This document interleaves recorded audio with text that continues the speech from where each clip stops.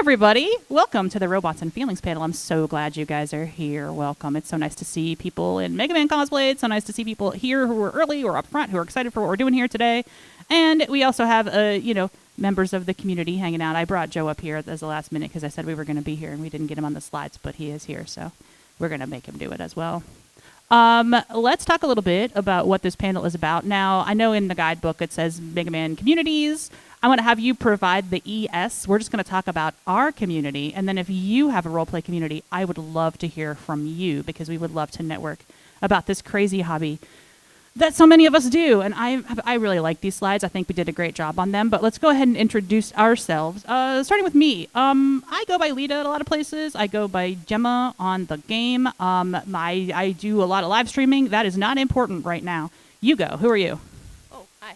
Hi, I go by Electronic Ferret at a lot of conventions. Famous PAX enforcer. And you go ahead and introduce yourself too. I'm Joe, former Navy. I don't have much of an online footprint, but I recently started uploading my drawings because I started getting it drawn again. I do a lot of creative writing too, so I'm starting to put stuff online just because I like seeing people give me likes for it. Pretty much. How long have you been on the game, Joe? Since 2004, I've been playing with y'all. Yep. 2002-ish? That's my main inroad to like tabletop style role-playing, sort of, except online. And we are aware that this means we have been doing this game longer than some of you in the audience have been alive. That's exactly why we're here. We're here to talk about it. So I put together a handful of slides about a brief history of pretending to be Blorbo online. You see, I was very anxious to talk about doing roleplay online for a while because it always felt like a weird secret shame. You know, like, man, it's really weird that as an adult I sometimes go online and pretend to be Blorbo. That's strange. That's an odd choice for me to make with my free time. But on the other hand, as I discovered through my my research for this panel, as a matter of fact, as long as there has been online, there have been people wanting to be Blorbo and speak to Blorbo. So by the way, if you don't know anything about me, I'm a computer scientist and an academic and a historian and all those fun things, and I do a live stream where I talk about weird facts about the internet. And I know a lot of stuff. I've been around for a super long time. So in 1970X, someone has learned how to make Dungeons and Dragons on a computer. That's 1975 D&D. There's a really, really good blog called IF50, if you're familiar with IF50 on Substack, and it talks about the history of text-based gaming online. So I use that for a lot of my presentations because I'm fascinated by the history of text-based gaming. So as long as there has been a computer, which, 1970X is a pretty long time to begin doing roleplay online, people have wanted to do roleplay with the computer. So somebody put Dungeons & Dragons on a computer in 1975, which if you think about it is pretty fucking remarkable because how much Dungeons & Dragons was there even in the world in 1975, right? That was barely a thing, and we're already doing it on computer. Mega Man had not yet been invented. So we can't roleplay as Mega Man in 1975. It's not. Yeah, he is not. In 1980X, Mud 1 was launched actually in 1980. Early work on this began in the 1970s. This is Mud 1. This is what it looks like. It's also called British Legends. Is anybody familiar with British Legends, Mud 1? Great! I'm educating you about something new today that you didn't know about. This is fun. I'm so excited. This is the first online multi-user role-playing game. The MUD stands for multi-user dungeon or multi-user domain. It was started by Richard Bartle in 1980. And kind of looks like this to play on Mud 1. It's very, very old school. I love that's like Mud for Dummies on the right there, like a book that you could actually buy like in print to learn how to play. And just I want y'all to take in this the graphics of this video game. Imagine role-playing in an environment that looks like I'm getting there. I'm doing a bit. If Mega you Man don't was like also reading, this hobby is not for you. I love reading. I love text. Mega Man was also invented in 1987. So in 1980X, you could finally pretend to be Mega Man on a computer because both of those things existed. 1990X role-playing moved into AOL chat rooms. Anybody a Red Dragon in the audience? Oh, okay. We've got some. Okay, we're starting to get the live ones here. Message boards, IRC, and mudding, muck, moo. There, mud turned into mush, muck, moo.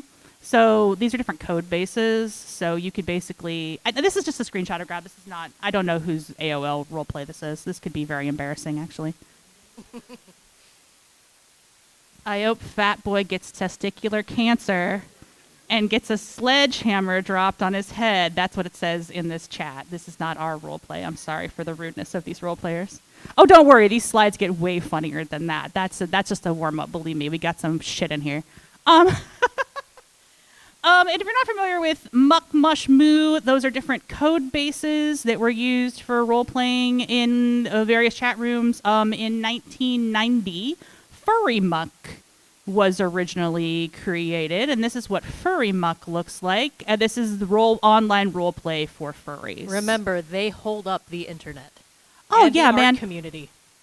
Dude, I was listening to a podcast about the Rescue Rangers fandom in the car on the way over here, and these guys were so perplexed. Like, what? People are horny for a cartoon mouse? Oh, excuse me.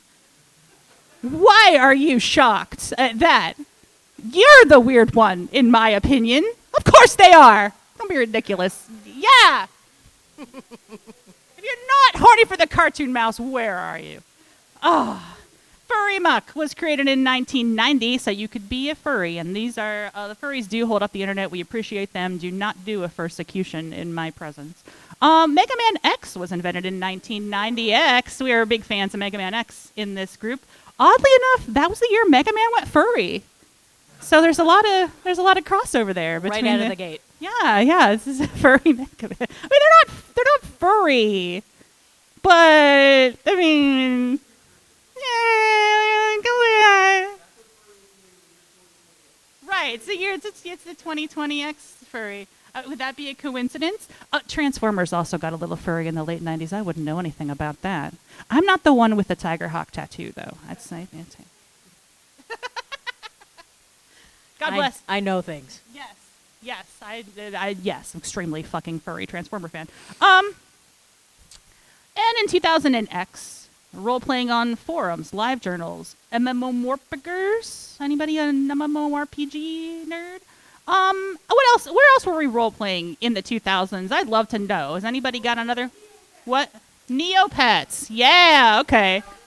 Gaia Online. Yeah. Oh, wow. Forums are great. Role-playing in fanfiction on GameFAQs. I love that for you. Club Penguin. Yes. If Neopets counts, Club Penguin counts. Yeah. Yeah. Well, Furcadia is just the descendant of Furry Muck and is the predecessor of Second Life.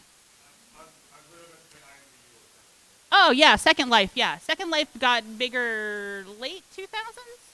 It was like 2006, 2007. Second Life was popping off. Oh, yeah! Yep.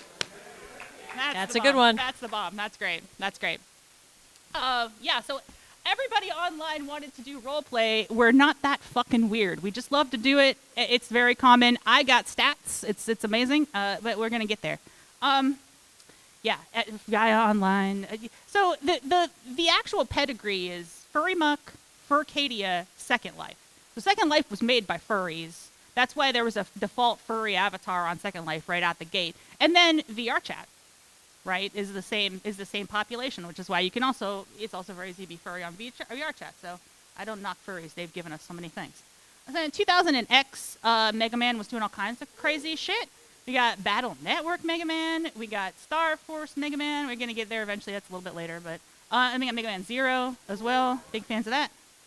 So Mega Man was going a lot of places, and we'll get there in a second. In the 21X, Tumblr was fairly common. MMORPGs. People did roleplay on Twitter. I'm not a big fan of Twitter anymore, but at the time... There was a lot of GTA and Minecraft servers. People roleplay on Minecraft servers like crazy. I will watch a streamer, and they'll be in a Minecraft server, and I'll be like, I have no idea what's going on. This is a whole soap opera that I am not a resident with. But yeah, that's real. Which brings us to 2020X, where I have some disappointing, interesting news for everyone. I don't know. Talking to Blorbo now accounts for over 50% of AI use. That's the sound we wanted to hear, the boos from the audience.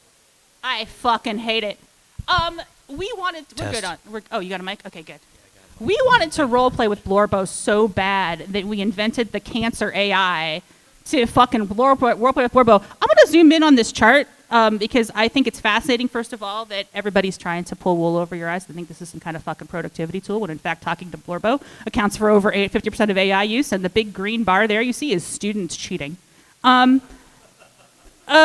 So if you look a little bit closer at this, it's programming, right? You got programming, you got students, academia. So the very big bottom bar there, your yellow, that's role play, which is at 52%. Now, when you look at role play, you're thinking about all the stuff you did to role play as Blorbo Online, which is to say your Second Lifes, your Tumblrs, your choices. But let's face it, a lot of this is erotica, right? A lot of this is pornography, which I have no problem with that. I'm just, let's be realistic about what people actually use AI for, please. Could I get Sam Altman in here to look at this chart and be like, this is what people use your fucking thing for? Yeah, if we had them all in here, would we just like kick the? I'm no threat to public figures, but this is the stats. Roleplay is at 52%. So the fact of the matter is that people want to roleplay online, and if they cannot find a person to roleplay with or a place to roleplay, they will roleplay with the computer. And when I look at this chart, I am filled with a righteous fury. We used to be a fucking society.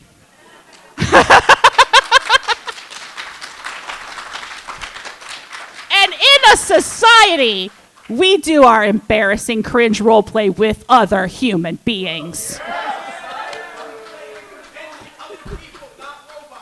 Yes, so just for Unless fun. you're role playing a robot. Well, we're gonna get there. Just for fun.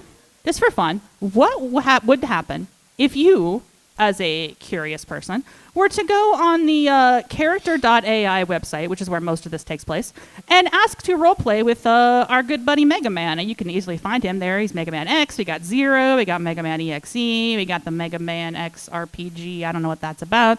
Whatever. This is from our Discord. This is Jav. Gemma's me. And Orion is my friend Patware, who, I don't know, he's somewhat famous in weird circles, but he's posting on our game. So, Jav, you actually have a line there. That's me. I'm the top one. You can see it on my laptop. Maybe. You don't have an angle. But anyway, do you want to talk to Mega Man? You can. Go ahead. Surely it's normal. And then I said if it read our wiki, it's Dante would be better. Obviously, I do play Dante on the game. But here's the thing, okay? And I'm going to give this very briefly, and then I'm going to show you the actual thing. But I went into the character.ai, and I had like maybe 2 exchanges with the Dante. And I asked one simple filtering question, which is an obvious question, which is, do you smoke weed? And it said yes, which is wrong. Dante does not smoke or do a drug. He doesn't like the smoke. The smoke is bad. You see it in all the games. They hate the smoking. No. Beer, maybe. Weed, no. And I was like, I don't think it's got it. I don't think this thing has got it. Anyway, Orion said, I'm going to click Mega Man X and scream, let me lick your abs, and see how it takes that.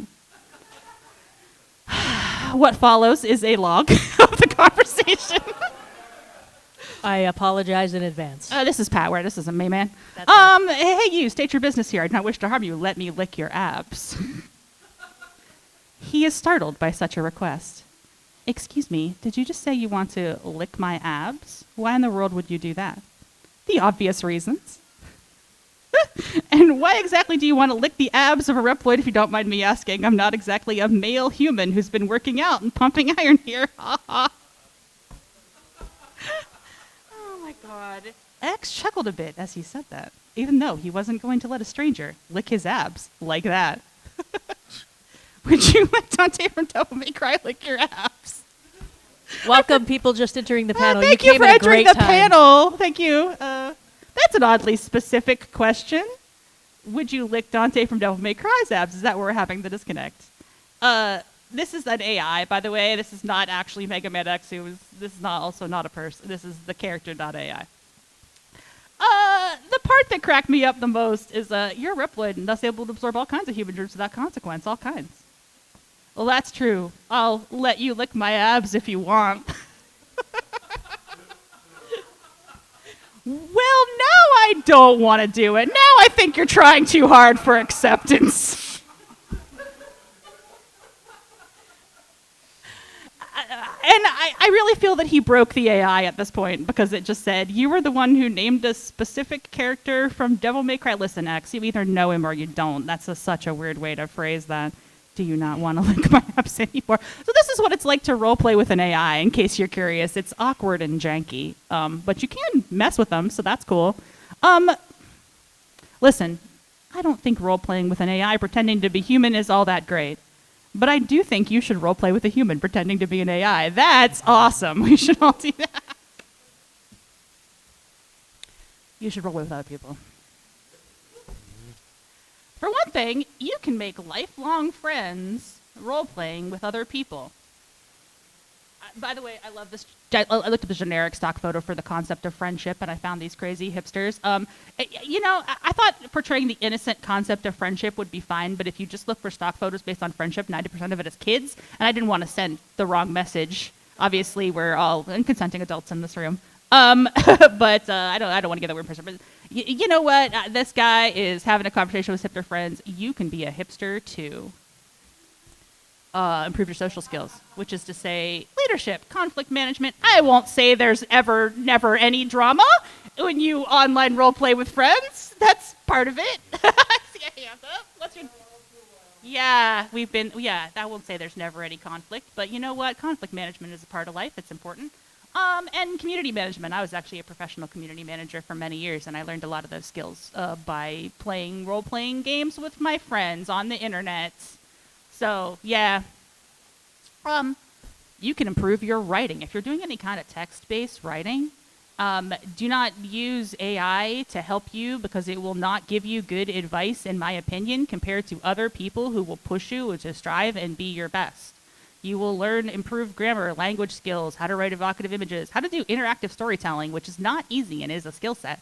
If you're trying to run a role play for other people, and those other people are part of that community, and you want to please them and make sure they have a good time and have fun, you can learn actual GMing skills, which you can translate to live GMing if you want. I've done a lot of live GMing in cons and stuff like that, but it's also online GMing is a whole skill set in and of itself. And an AI will never really push you to be better. It will always just glaze you until you're doing a great job with whatever it is you're doing. Yeah, you were going to say something. No, it's just how it is. They kiss your ass and tell you you're amazing. But if the other people around you and they're writing real good, and you're like, man, I want to write real good like that guy, you're going to up your game a little bit. You're going to become a better writer by role-playing with other people. And as a bonus, doesn't fucking boil the ocean. We goofed around a little bit. I will say that we goofed around with character.ai. I think the post was from 2 years ago, so nobody's in touch on that shit no more. But I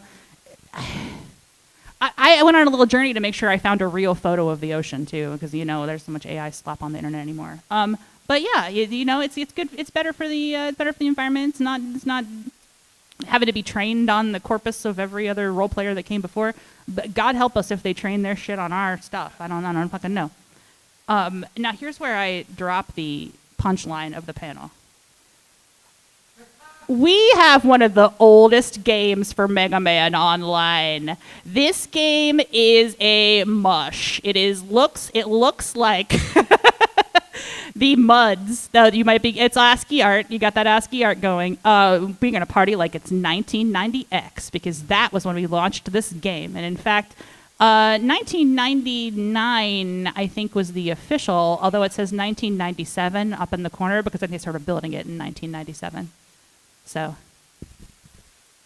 I've been on this game since 2001, which is crazy.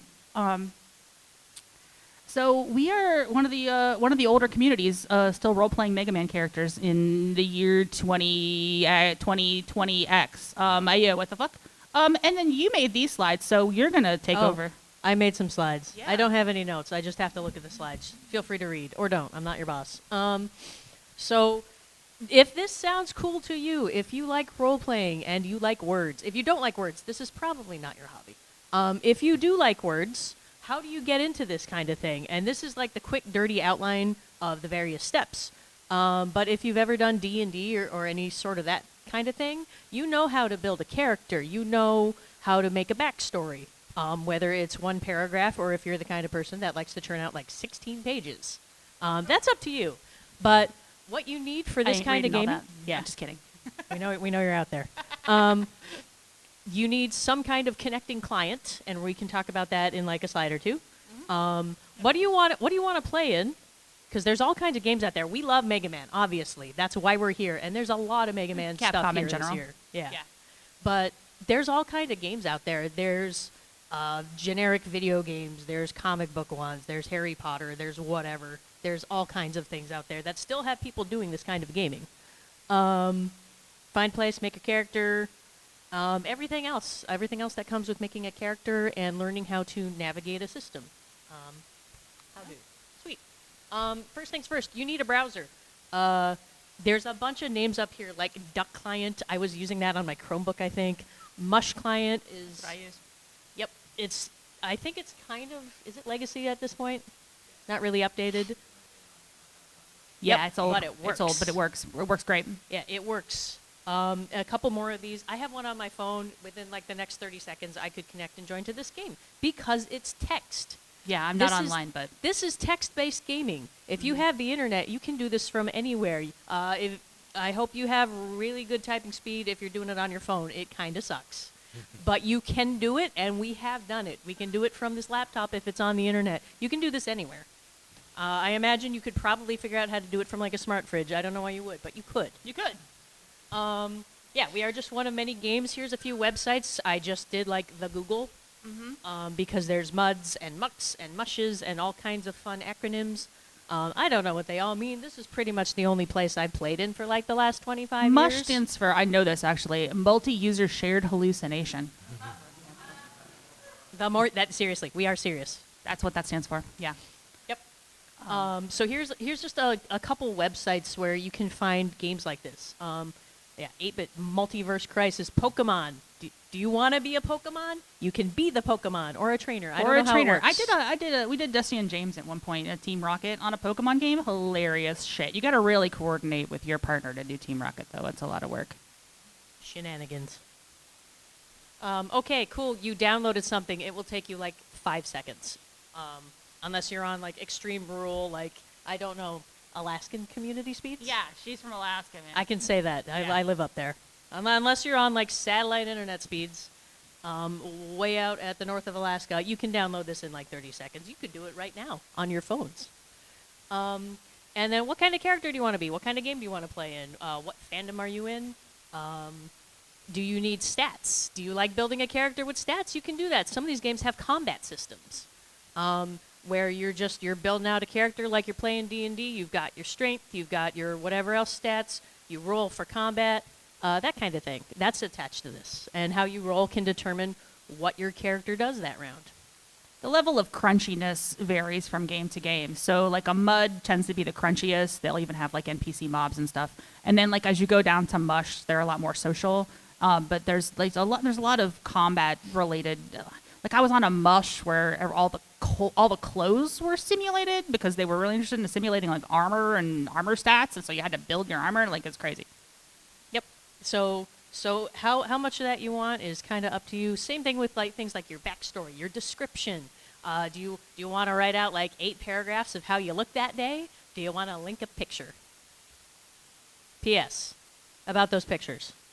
Don't fucking do it. Don't use AI for your character art. We did experiment with this because, of course, we did. It was a cool new thing at the time, and we looked at it. But as cool as it is to like take a bunch of your Mega Man characters and go, okay, but what if he was steampunk or something like that? you're burning up the ocean, and honestly, it's not going to be that great because you only get out of these things what you put into them. So it's basically just stealing somebody else's art. Maybe don't do that. If you want to make your own character, there's plenty of people out. You can try drawing it on yourself. There's plenty of people out there that would do it for you. Yeah. Joe's doing his own character art. A guy who draws his characters.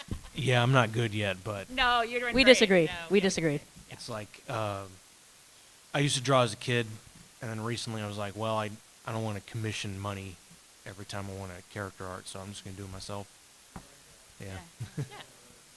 Learn. Thank you.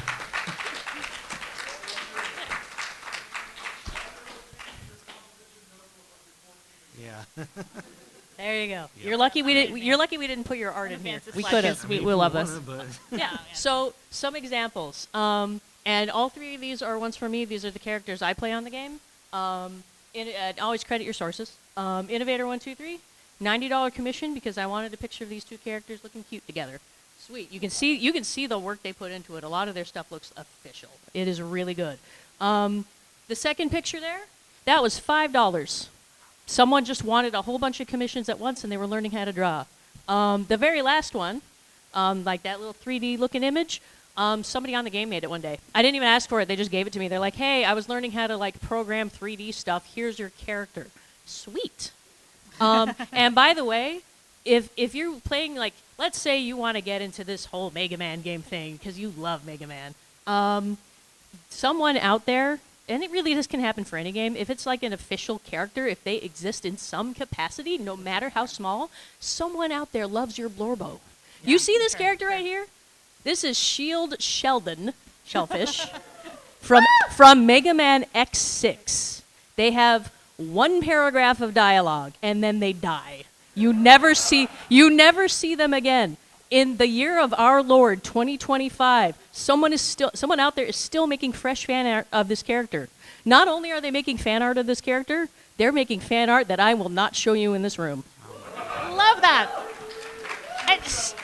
Yes, someone out there is making horny fan art of this character. If you have an official character for any media, someone out there loves it and they will give you art of it.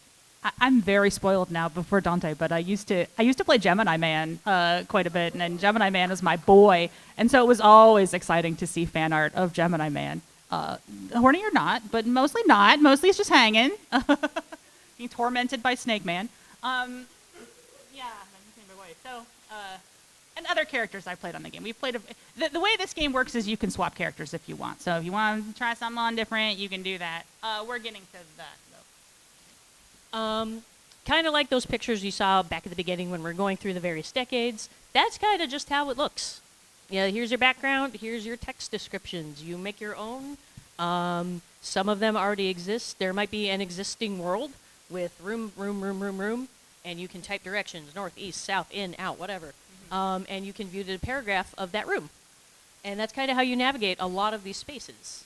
I think the big advantage of this format as roleplay is that you have individual rooms you can box yourself in, which not only give you like a early RP prompt, like you can look around and be like, oh, what's in this room? What are we reacting to in here? But also like you have a space that you're in that sort of sets the stage for what you're doing. It's very nice to have that like grid focus, and our grid has grown considerably. We have a lot of locations on this game. This is a very small sampling of locations. She wanted to get to show you the entire extent of it, but it's too much. So to be clear, this is just a list of places that you can do a quick hop to. The actual grid is probably hundreds of rooms at this point because you can also make your own. So you can also make. Well, so another thing that we very, very early on, and remember this game was started in 1997. Like not every Mega Man game was even out yet, right? And some creative decisions were made that kind of set the stage for how the game was going to go. And one of them was to just go ahead and set it in the real world, as opposed to like a fictionalized world, which I like because it has let us add real world areas, even as we have, Gaia City and some other shit that's made up, Giga City.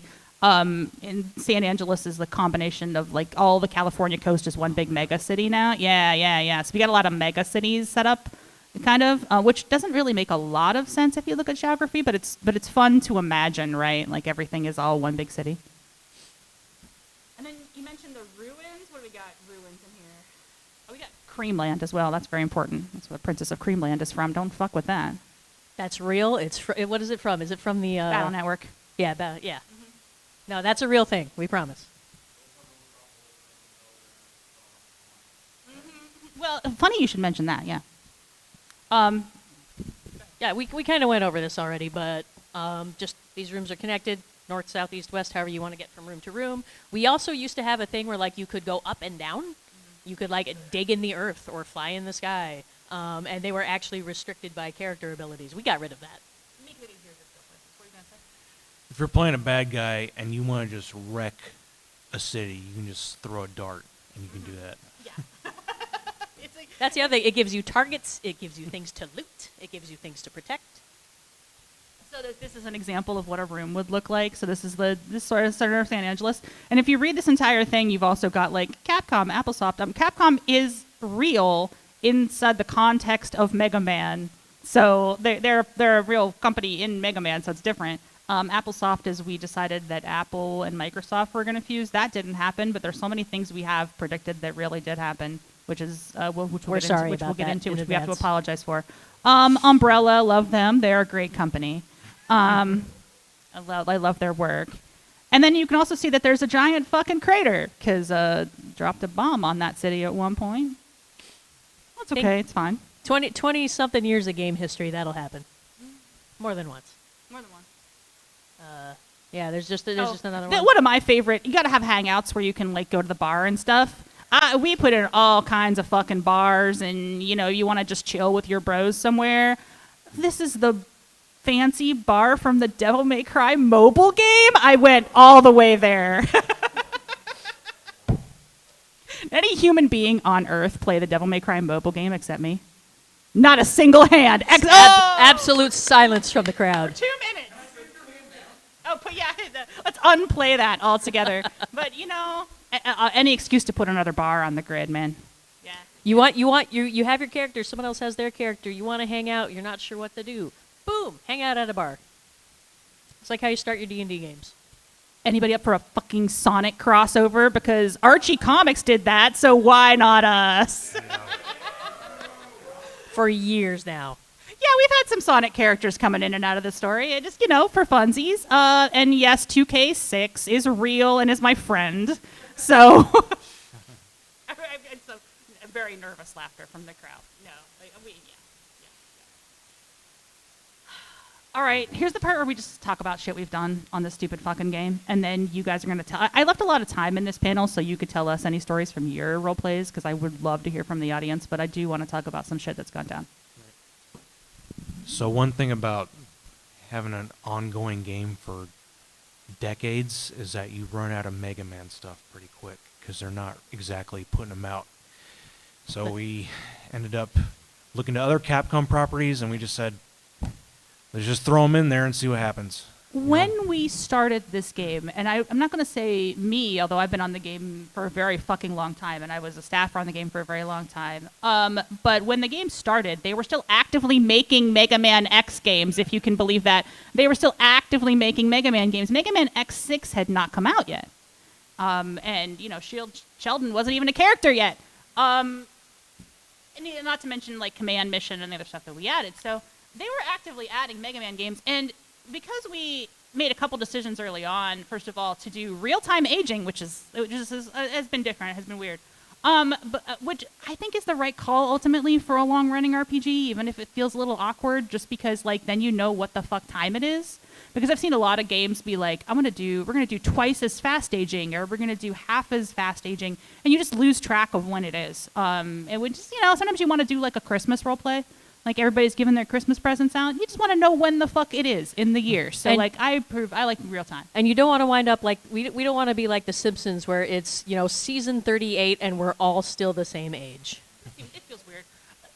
Early on, and this was because there was not other Mega Man franchises yet, you must understand, the decision was made to make Mega Man and Mega Man X the same character. which did have some knock-on effects because the rest of the Mega Mans were not made the same character because they are very different at that point. So we have Rock, who is also X, with, that's how we have it. And then we have also added Dash as a different character, and Geo as a different character. So we have like a lot of Mega Mans at this point. But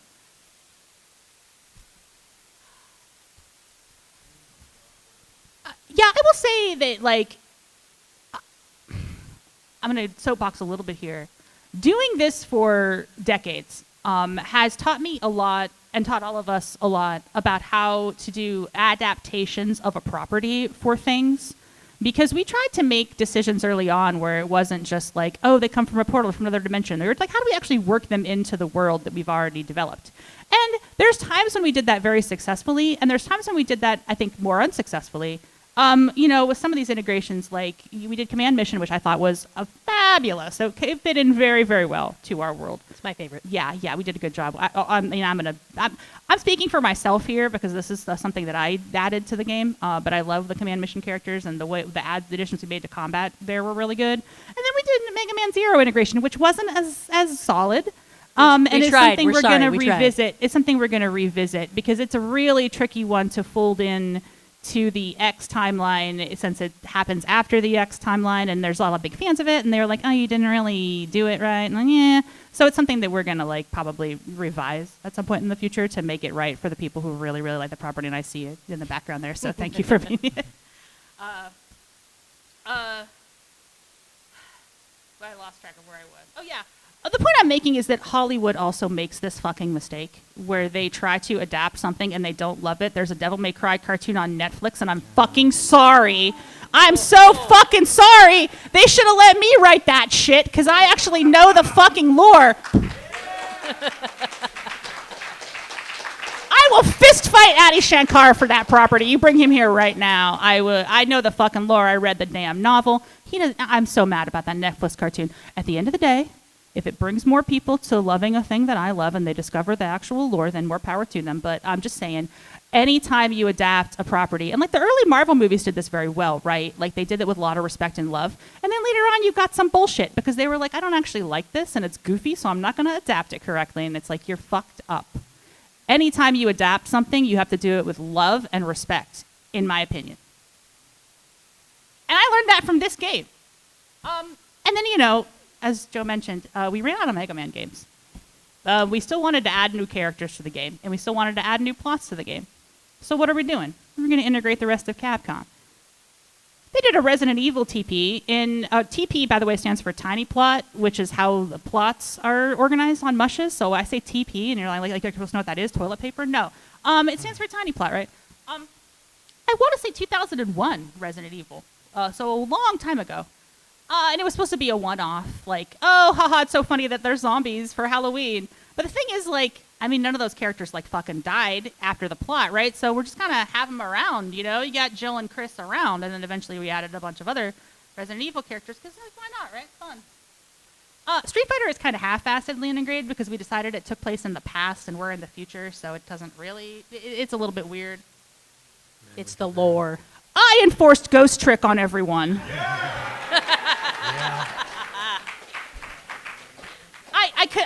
I love this game so fucking much. The challenge with Ghost Trick is, first of all, I did a great job. But the problem is that if you will spoil the game and I see your ears being plugged, you had better play Ghost Trick Phantom Detective. And if you haven't played it, you should play it. So I don't spoil it for you. I will say no more. But it is a fantastic game. And it was really, really fun to roleplay these characters on the Mush. Yeah, it's awesome, right? That's great. Yeah, I love that fucking game.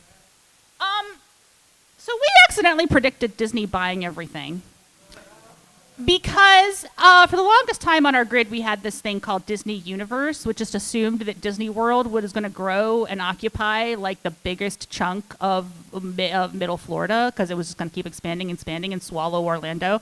And so we decided that most of Central Florida was actually occupied by Disney at that point in time. And so that turned out to be kind of prescient because Disney does keep buying fucking everything. But this was written into the theme 20 years ago that Disney bought all this stuff. Look at the second line. Look at the second line. Yeah. We called it. We called them. We had. We're going to go ahead and buy Star Wars. So originally on this grid, this was a Buzz Lightyear themed room, I believe, and then the Star Wars stuff started to invade this room a lot. But my personal favorite line of this description is the last one, which says, large points of an area formerly known as Infinity Park, that was the Buzz Lightyear thing, was adapted to fit the theme during an expansion in 22-28. We do have this game set pretty far in the future. Due to the giant sun that was the showcase piece having its control unit stolen and reprogrammed by Dr. Wily into Solar Man. Because that's the kind of shit that Dr. Wily would do. When every game is Dr. Wily has 8 new robots, you have to find a way to integrate them a little more interesting. You're saying, yeah, for the Twitter thing or for the Dr. Wily thing? For the Dr. Wily thing, yeah, you got to get creative. Dr. Wily's a creative man.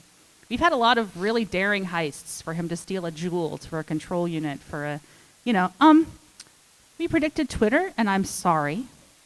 We knew this was coming, and we should have warned you. So we used to have this thing called global radio. And here, the way that global, well, we still do technically, but it sucks now because it's Twitter. But so the way the radio system on the game works, which was actually borrowed from Transformers games and got moved into the Mega Man game, because the Mega Man game actually was born from the Transformers fandom. So who is my Transformers fans out here? All right, beautiful. That's how I found this game. Yeah, a lot of us like found it through 25 years ago. Transformers. We had this radio system where you could call other players like on a two-way radio, and there was also like a broadband radio where you could set it up to like, oh, this is all the Maverick hunters are on this, right? So if you need Aelia to chime in and be like, Mega Man, watch out. She's got a little radio where she can do that to bother you. I love Aelia. But there was one called Global, and everyone was on it, right? Like everybody is on the same broadcast frequency. Every single robot master is on this radio, along with everyone else. And the thing is that when you let Dr. Wily and the robot masters, and also all the Maverick hunters, and also all the heroes on the same channel, and the Mavericks, yeah, because they were all coexistent. We had the Mavericks and Dr. Wily at the same time in this story, because we wanted to have as many characters as possible, right? So they're all fighting with each other all the time on the radio. Who would have thunk, right? So it got to be very obnoxious because people would, get into really long arguments on the global radio, and you'd have to be like, hey, we need you to knock that off. It's getting really annoying. The nice thing about it is you could be like, okay, I'm going to call you out to the middle of the city, and we're going to brawl this out. We're going to shoot each other. But there was times when, like, for example, they just simply wouldn't come out and fight you, and you just had to argue with them on the radio. So the radio developed this like habit of being kind of toxic. Who'd thunk? And it was all people role-playing in character, but it was just kind of in a toxic way. And also, people will post engagement bait on the global radio. You're laughing, because you know the kind of engagement. What, you got examples, right? Can you think of one? I'm not giving any willingly. My most annoying thing was when somebody would be like a robot who was just built yesterday and be like, what's sex? And then you have to explain it to them on the global radio, embarrassingly. Oh my God, I would drive me up the wall. I'd be like, could you please not do that on the fucking engagement bait on the global radio? Because they just wanted people to pay attention to them for 20 minutes. And so to put a stop to all this toxic fucking behavior, wait, let me just go. This is the radio. This is what it looks like. So this is like an example of like, oh, we got the allies, we got the hunters, we got the hackers, we got the rocks, bulletin board, all that shit. So to solve this problem, a media guy, in our case, not a computers guy, obviously, this is Tsubiyama, from Battle Network, who is a millionaire media dude who went ahead and bought Global Radio. So that Guess what happened next? So that he could post for his his N1 hacker tournament, right? Logical. Went ahead and bought Global Radio and then installed his own moderators with their own politics to police Global Radio. To be clear, this was at least what, 10, 15 years ago? 15 years ago. 15 years ago. Yeah. To see what would happen if a billionaire idiot bought Global Radio and decided to moderate it himself with his own politics. As you can expect, it went exactly the same fucking way. Now, to be clear, This is a heel bad guy character doing bad guy stuff, which we thought as a bit, right? Now, it turns out that if one guy with a lot of money buys your communication channel and then installs his own moderator staff, the communication channel will convert politically and then dry up as regular people stop using it. Now, you might be asking yourself, did anybody call themselves Mecha Hitler on the global radio station? No, but we did do a bionic commando plot, so we did get to kill Hitler again. Yep. That was fun. Yeah, that was fun. Everybody loves killing Hitler. Woo! This depresses me. I added this slide because somebody said you have to talk about Hitstarter. So at one point, we also had a thing on there where people could post bounties on each other on a board where you could post bounties. We called it Hitstarter as opposed to Kickstarter. So you could, like, I'm going to Maverick Hunter. I'm going to post a bounty on this guy. I insisted we add this character from Remember Me because he cracks me up. Has anybody played Remember Me? You're sleeping on Remember Me. It rocks. It's Capcom, believe it or not. This is Kid Christmas. He's an asshole live streamer bounty hunter. He's like the Mr. Beast of Maverick hunting. He's got a little Mr. T in him. He does it for the kids, you know, but his audience is children, and he also just punches people on streams. So it's a very weird character and really fun to have in the middle. But so we had this thing called Hitstarter where you could basically post bounties on other players, and like you could say like I'm gonna post bounty. But now like every fucking thing in the world is a real poly market bet, and you can bet on when wars are gonna start, and that's way more depressing than a bounty board to post on players. So I don't know what the hell. But Hitstarter's practically real now, I feel. If our predictions remain correct, then in another 10 years, hell will simply open up and demons will devour much of the earth. That happened. Which, because Devil May Cry 5 came out and I wanted to be Dante, so. Which might be blessed relief, but probably just be business as usual by that point in history. You'll still have to go to work, sorry. Yeah. Yeah, exactly. I have to have one moment of serious time before we get into the Q&A and talking, which is that we have a long-running player, one of the founding members of our group, who was called Scorpio on Mega Man MUSH, and was Sinistar on the Captain N game, which I'm sorry you missed. That closed about 15 years ago, and that's why I have Sinistar, because that was his icon that he used. Our friend Eric, who passed away last year. And it was a shock to all of us, because he had been a staple of our community for so long. And I'm sure his parents were very surprised to receive an outpouring of, well wishes and flowers from these weirdos on the internet who kept us all company for so many years. And he was one of the founders of Mega Man MUSH and a dear friend. So we'd just like to take a moment to give some appreciation for Scorpio.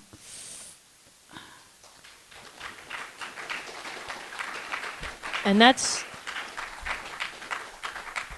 something about this kind of game is because it's text-based and you do that on the internet, you can make friends from anywhere. I'm from Alaska. You guys are in Pennsylvania now? Yeah. And you're we were both in Ohio at the time we met. We were. Yeah. And you're in California? I'm in California right now. Yeah. We have someone who plays from Iceland. Uh-huh. We had people from the UK at one point. We've got a friend in Australia. Just everywhere. And amazingly, all have distributed to many different walks of life as well. One of our past Mega Mans is now a Catholic priest. And yeah. He went to Rome for like 3 years. Yeah. He played Mega Man on the game, and now he's in the clergy. He's still around. Just not as active because he's busy, being a priest. And Somewhere out there is a priest who plays Mega Man games. I don't want and to pretends to be a robot. I don't want to sometimes. shout him out too much. But we've had, and I also told Keiji Inafune about the game once. Although I know he's a very controversial figure now with all the Mighty Number 9 stuff. But this was back when he was still shilling 99. He was actually out here. So I met him at GDC, but he was kind of doing a States tour at one point. So there's a lot of people that we've met over the years that have become lifelong friends, and you won't get that role playing with an AI. I'm just saying. So we want to chit-chat a little bit with you guys about what you guys do. And we'll talk about our shit all day. But we've got, oh my God, we've almost got 10 minutes. I want to hear from you. What do you guys do? Do you guys role play? Oh, and before I continue, I'm remastering the game. This is the person doing it right here. Yeah. Here's the thing. It's got about 30 years of technical debt on it, which is a lot. I went back and fixed the website last week because it was throwing cert errors. And I am a developer. I'm a developer for a living. I'm a tech writer. And you gotta keep me honest about this because I didn't work on it very much last year. I had some bullshit. But this year is the year that I'm going to be updating it to more modern standards. So modern web standards to log in. We are going to have Discord integration. If you're a Discord person, almost all of us are. We are going to, because we already use Discord for scheduling and posting scenes anyway. We're going to redo the grid so it's more navigable. I'm going to redo the combat system, which I've already started doing. We do have coded combat. We haven't used it in years because it's very fucking busted and broken right now, just because of technical debt, 20 years of technical debt. So I'm redesigning that from scratch. And it's going to be like a lot more modern and playable while still having that very, very retro aesthetic. So I'm really excited to work on this project. And this is the year we're going to reopen as a new, like later in the year. Obviously, I have to get all my shit figured out. And your favorite character, we're going to try to add them. We're going to try to add everybody's favorite character. It's going to be a lot of work, but we are committed to this bit because we've been doing this for so long. And you can make your own. Yeah. No, you can make OCs. Absolutely. Yeah. OCs are the bomb. Talk to us. We got 10 minutes if you got questions. Yeah. And we got a mic up front, by the way, if you want to use the mic up front. I see you right there. You can go. Yeah. Yeah. Yeah, come up front. Let's form a queue at the mic to make it easier for people who want to. This is the mic. Oh, you know what? You might just be able to take from the audience. It's fine. We'll make it work. We'll make it work. We could rotate the mic around. Yeah, that's true too. Hey. Wait on the spot. You might have to turn it on. Oh, is it not They on? said there's a switch. Up right there, I think. Give it like 2 seconds, Hey, and then there there we you go. Awesome. Okay. So this is kind of just a detailing of some roleplay stuff and also half a question. Yes, tell me. So I want to learn. sort of this fandom in particular will probably get a lot of reactions from people, but I roleplayed for a lot. One of the best experiences I've had with roleplay has been through Homestuck. Remember? Yeah. I don't know Homestuck. Brisket did nothing wrong. Yes. Yeah. Yep. And so What was your typing quirk? my typing quirk, I didn't have one. So I didn't have a fan troll yet. Okay. The fan troll I had was really bad. Your So- fan troll was canon. It- It is. Sorry. But one of the main things was my recent experience with this was I started off with a group who had done a role play with just some characters. Started off with like just a regular chat between our OCs via this like interdimensional chat log, and it evolved into this thing that had like we were playing Spurb together. We were doing all of these different. We had seasons set up, and this was primarily through Discord. You know, a place where I feel like it's a bit harder to organize, but through threads, we were making recaps. We were making like proper links between each other, and I was just kind of curious. Do you think there's a benefit to using the mud, mush, muck format that you prefer as opposed to Discord? Yes, it's way better than Discord, and I will tell you a couple reasons why. First of all, very, very easy once you can get the access. You barely need any internet bullshit. I like the individual rooms, the rooms that you can be in where you're in the place and you know where you are. Because the Discord thing with the threads, it gets very confusing who is where. Second of all, logging is very easy to preserve things forever because you get a plain text log at the end of the chat that you can post up on a wiki, which is what we usually do. And that means that all the roleplay is preserved somewhere so people can read it, which I really, really like. Now, currently, there's an effort involved in the preservation, which is that you have to actually download your log and post it. But when I do the revision, that's going to automatically post to the web, which should make it a lot easier for people if you want it to. I think there's some people that just would like to have a private RP and not have it posted to the fucking web, which is totally fine. So it'll be an option to allow that to automatically post, which will help for preservation reasons and people keeping track of what's going on in the plot, which I think is very difficult on Discord personally. Yeah. All right. Quick pros and cons. So I also do Discord sometimes. For what we do, it's all like tabletop. You're both there. You're all there. We got this time to do this RP. We're gonna get this done in a certain amount of time. Yeah. Whereas Discord, you just drop whatever you're doing, and then you gotta wait for the other guy to post. Although the cons with us is it takes a lot more coordination. You gotta align your time zones and all that up, You're live at least, you know. There are mushes that behave asynchronously, where it's not like, hey, we're scheduled for a particular time, and it's just post and you post and you post. Like Match of the Millennium works that way. I find that really hard to do the asynchronous, because I feel like if I'm asynchronous, I'm always in the role play. Always. I'm looking for it all the time. You gotta get in the headspace. Whereas with the mush, we usually do it synchronously. So we'll say like, hey, we're going to meet from 8 to 11 tonight. And usually scenes go from like 8 to midnight, typically, if we do a scene. For EST people, and for, you're on the West Coast, so it's a little bit earlier, which you can run a little bit later. But we set aside a time, more like a tabletop RPG, and we'll say like, this schedule, we're going to be there for this amount of time, which means I can put it down when I'm done and walk away from it, as opposed to Discord, which feels like you're always doing it. That's how I felt. Gotcha. I just want to say thank you for hosting this. It's really fascinating what you guys do. Thank you so much. Yeah. So Scorpio was our longest running seal, so I'm having feels right now. Yeah. Hi, Dr. CL here. I have a question and also a role-playing story I'd like to share. I would love to hear your role-playing story, please. So I wanted to ask about, in terms of character art, I know a lot of different communities feel different ways about this, and I'm curious how the Mush community feels. Face claims. So taking a piece of art that an artist has made, not pretending it's yours, not always citing the source, but you're using this other person's art as like, this is my character, that I look like this, here's the original direct link to the art. I'm curious how the Mush community feels about face claims. I know it has its pros and cons and is a little contentious sometimes. So M3 does another weird thing, which we learned from Transformers games, which is the feature character versus original character version. And so a feature character, which is like I'm playing Seal, for example, is a feature character, which means that she's owned by you for as long as you play her, and then when you are done with her, you give her back to the game, which means somebody else could pick up that same character. Now, that just could create some issues if somebody doesn't like the role play of the previous player, for example, which means that you have to say, like, okay, that didn't happen. Like, you can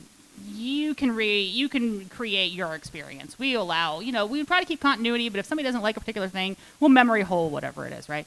As far as OCs go, yeah, face claim's fine. All right. I will try to tell this story as quickly as possible.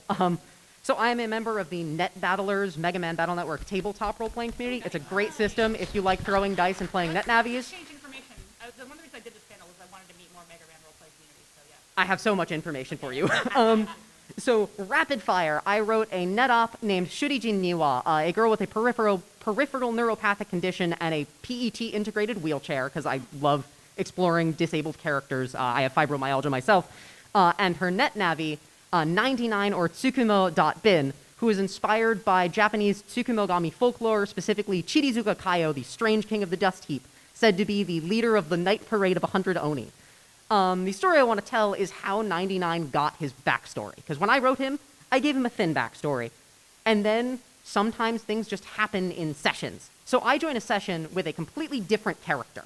Called Net Agents. It's sort of like a Saturday morning cartoon, totally spies, adult operators and navies, saving the world from the shadows in silly costumes. And in this session, in the evil base, they have laid a network of Rumble Pack-enabled PETs across the floor of the ocean to create an earthquake. And in order to have this plan go off, the evil Dr. Theodora Compiler.com, amazing name from the GM, centralizes a program called Talking Head that is essentially a large language model to pull in, compress all of this junk data, send it out to all of these Rumble PETs as a giant zip bomb.